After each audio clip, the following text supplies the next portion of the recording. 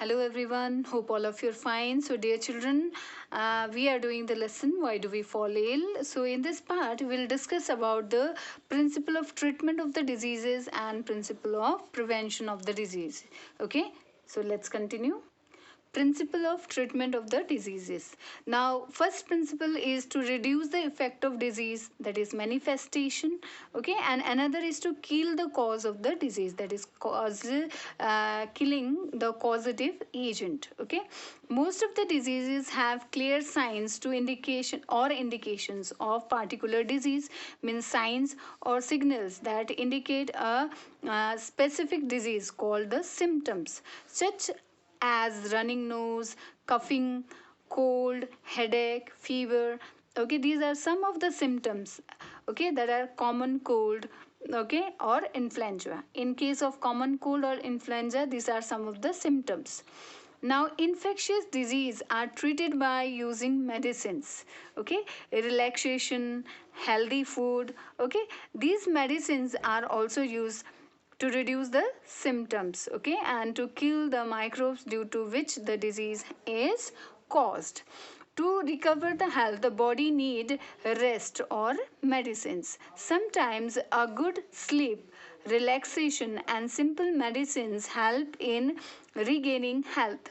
Bed rest, sleep, relaxation, and simple medicines help in regaining the health.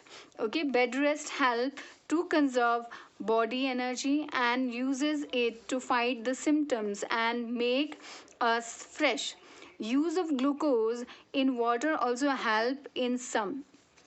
In same way, okay, simple medicines are used to reduce fever, body pain, loose motions, etc. But if microbe exist in the body, the disease is not cured. They must be killed by special medicines or drugs. So we use antibacterial disease or antibiotics to kill the bacteria. The pathway used by bacteria are different than the pathway used by the body cell, therefore these drugs easily kill the bacteria. Now antibiotics, as I discussed earlier, okay, these are drugs or medicines, okay, used to kill the infectious microbes, okay, in the body to cure the person. Okay, and these are called the antibiotics. These are produced commercially by bacteria and fungi, that is penicillin, okay, to kill bacteria from the penicillin is derived from the penicillium. Okay, it is one of the fungi. Penicillin antibiotic are used against microbial infection except the viral infection. Viruses do not follow the same biochemical pathway. As I told you earlier also, bacteria have the common pathway, but the pathway of virus is not common to the viruses. Okay, bacteria and virus, they have different pathways. Thus antibacterial medicine, antibiotic do not kill or remove viruses. Viruses live in the host cell, okay, that is cell of the patient, and use the cell of or the machinery uh, of the host for their life processes such as reproduction. This means there are few viruses specific target to aim at. Now despite these, there are effective antiviral drugs. For example, HIV infection is kept under control by use of certain antiviral drugs. Okay, now next we have is the principle of prevention. Okay, now prevention is better than cure, we know very well. Okay, and while getting the patient cured for an infectious disease, three limitations come across the treatment process, that is damage to the body function, time taking, source of infection. Now damage to the body function, an infected person or patient develop or has damaged functions, and these may not be restored completely, or the disease may cause the permanent damage. Okay, time taking treatment take a quite good time. During this time, period, the patient may be bedridden in spite of power or correct treatment. The treatment continue till all the microbes are killed and then recovery phase starts. Third is source of infection. The patient is always potential source of causing or spreading the infection to the other healthy person in nearby.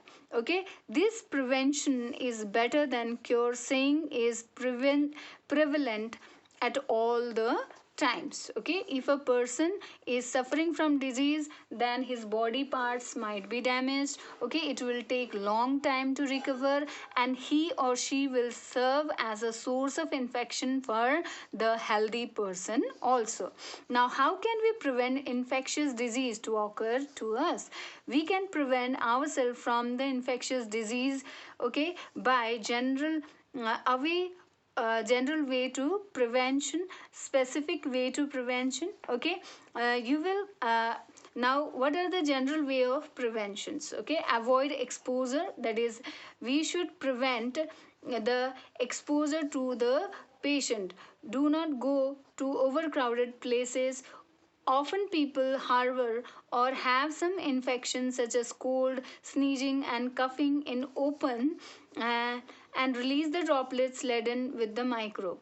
If these are inhaled with the contaminated air, the infection starts in the body.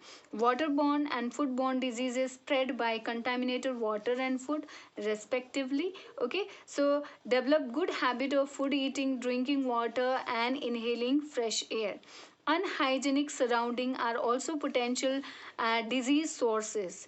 Breeding ground of mosquito, stagnant water, pools, drains should be sprinkled with the diesel, and garbage disposal to be covered or should be destroyed to prevent occurrence of the malaria and cholera, to get rid of vector borne diseases. Okay, next is eat healthy and be healthy. Okay, general way of prevention include we should avoid the exposure, we should eat healthy food. Okay, the if we eat healthy food, our immune system will be strong and we can get rid of the diseases. Our body can fight the disease causing microbes. Okay, specific way of prevention are it refers to the part of our immune system that react against the specific microbe, recognize them, and kill them. The immunity has to be of two types: natural or inborn, and acquired or artificial. So we have the two type of immunity, that is natural immunity that is present at the time of birth, and acquired immunity that is through the two method, as we discussed in our previous video, that is through passive method and the active method. So we can make our immune system by the performed antibodies, okay, are introduced or achieved by injecting the antigens. Okay, and now body does not form its own antibodies in the passive immunity. Okay, as I told you earlier also. So here the ready-made antibodies are given in case of snake bite or tetanus. Or in case of active immunity, what happens, the body is uh, introduced in body, the pathogen are or weak pathogens are introduced, so that the body can prepare the antibodies to fight the disease or actual in condition of actual infection. Okay, so we can say that this is the principle specific way of preventing the disease. Okay, so immunization, once again we can define that it is the practice of providing immunity to the body by giving vaccine.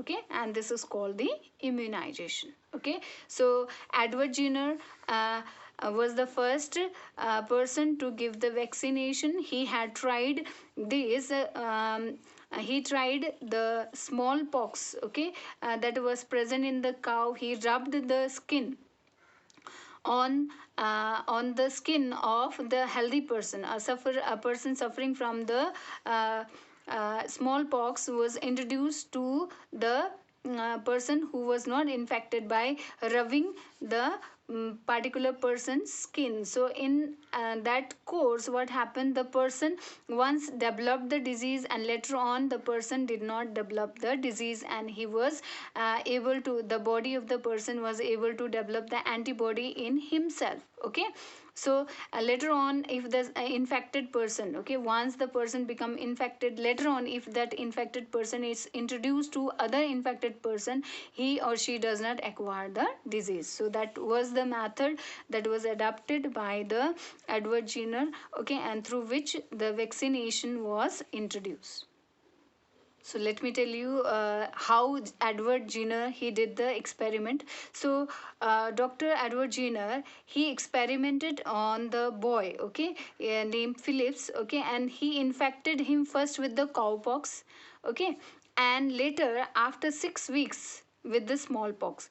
To his surprise, the boy did not get smallpox and survived the attack, showing that he was immunized to the smallpox. Okay, Jenner gave the term vaccine, that is vacca in Latin means cow, okay, to the fluid he inoculated. Okay, so in this way, Edward Jenner had worked. So with this, we complete the lesson.